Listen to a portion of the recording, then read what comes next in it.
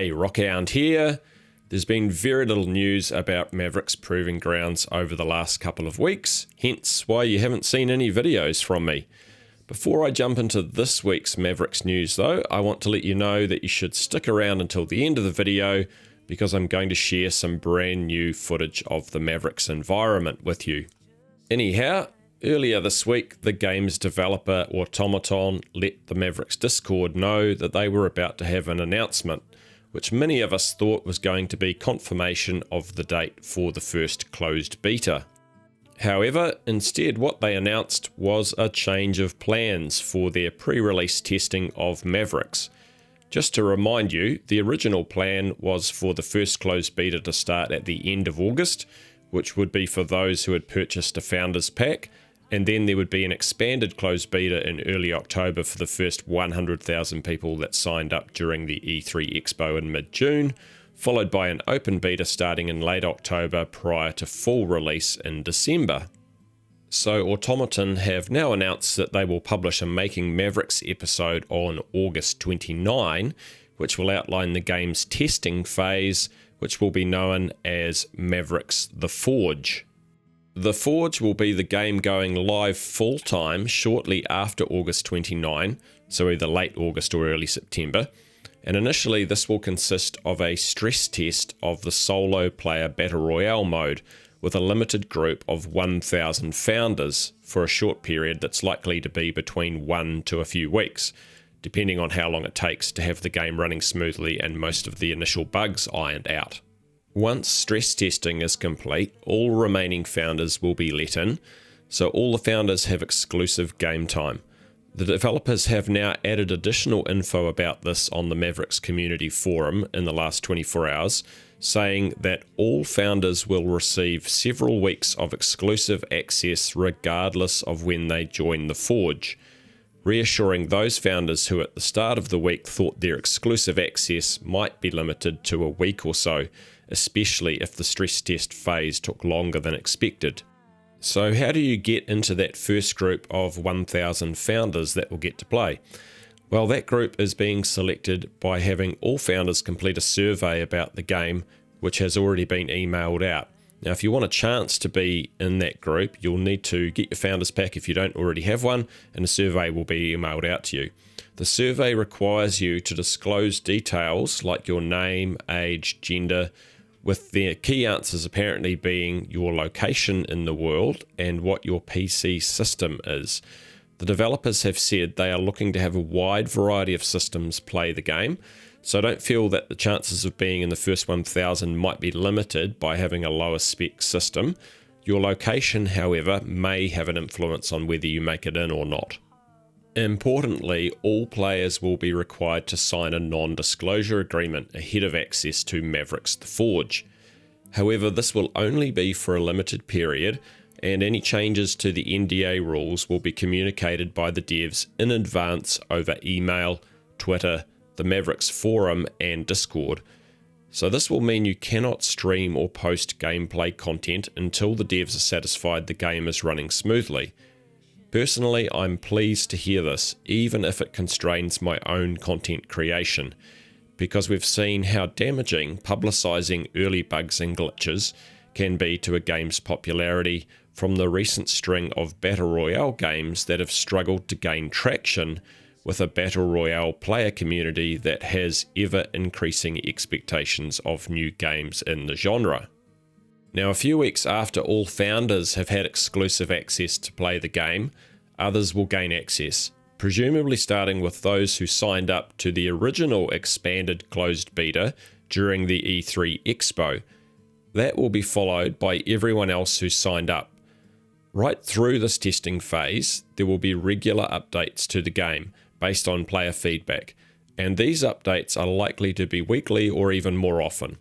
There'll also be new features being added along the way, and the full release of the game will happen when the developers feel that the Forge has served its purpose for testing the game. That's likely when citizenship will also start, so there's no subscription options happening until all the benefits afforded by having citizenship are available to players. The Forge version of the game will be downloadable through a separate download installer, so it's quite likely that Steam will only come into play with Mavericks once the game has been fully released.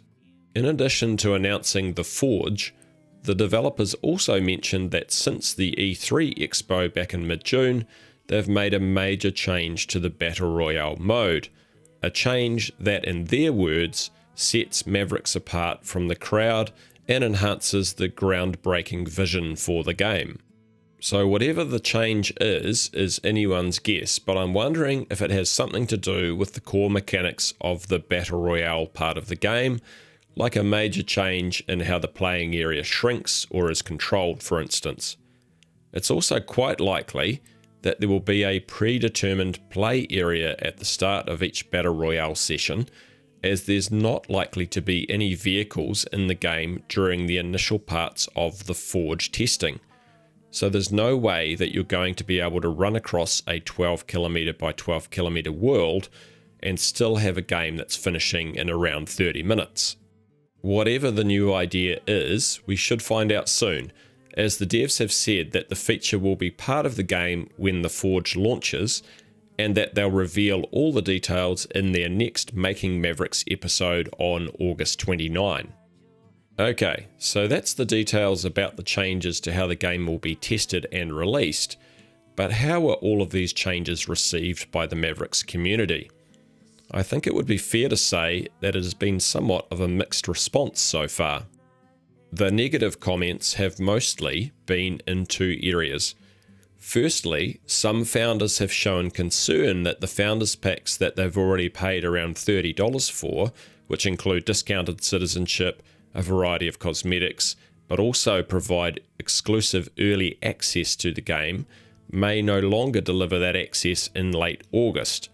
And secondly, when the announcement was made, a lot of people thought that founders that weren't in the first 1,000 to test the game would get shortchanged on their exclusive access to the game. As I mentioned earlier, the confusion around the length of exclusive game time for founders has now been cleared up via an update by the devs in the FAQ for the Forge on the Mavericks Community Forum. However, the extra wait time for founders, possibly pushing their first opportunity to play the game back as far as mid to late September, is frustrating for many, and I can understand that some people will be upset by that. However, I do feel that many of these gripes would have been lessened if the communication of information about Mavericks The Forge was clearer and more in line with other communication that we've already seen from the devs. Up until a couple of weeks ago, Automaton have been pretty sharp at providing information to the community via their Making Mavericks developer diary videos and the accompanying roundtable question and answer videos.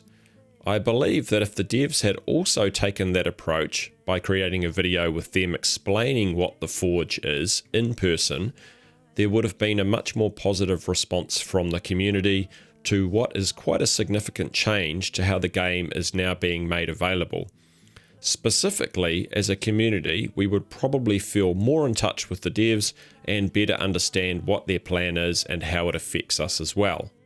Now, in some ways, it actually sounds like they plan to release that video on August 29, but in my mind, it would probably be better to have had two videos, one initially showing what the changes were, and the second one giving us a lot more detail. In addition, back in June, PUBG content creator Wacky Jackie 101, who has shown an interest in Mavericks, came into the Mavericks Discord and said that he thought the most important thing that the Mavericks developers need to focus on is community management, and for the developers and community team to be on point in their communication with players. I agree with him, and currently it feels a bit like the marketing and communication of the game isn't really on point. It feels a bit like the people working on the game design and coding are also being left to do the marketing. And as much as the old saying is true that marketers tend to ruin everything, they also play a crucial role in delivering important information to the community and building a relationship with the players. I'd like to see Automaton give those developer diary and roundtable videos more priority so that they don't risk alienating players. There's nothing we've seen so far, apart from some pre-alpha animations that we know they're working on, that would suggest that the game isn't going to be great, but people might start to make that perception up for themselves if there isn't great expectation setting being done by the developers. The marketing and the game both need to be on point equally. James Thompson, Automaton's CEO, has recently talked about them working on an entirely new development methodology alongside Improbable, the developer of Spatial OS. Together, he says they'll create a development process that is super agile and results in fast updates being made to the game.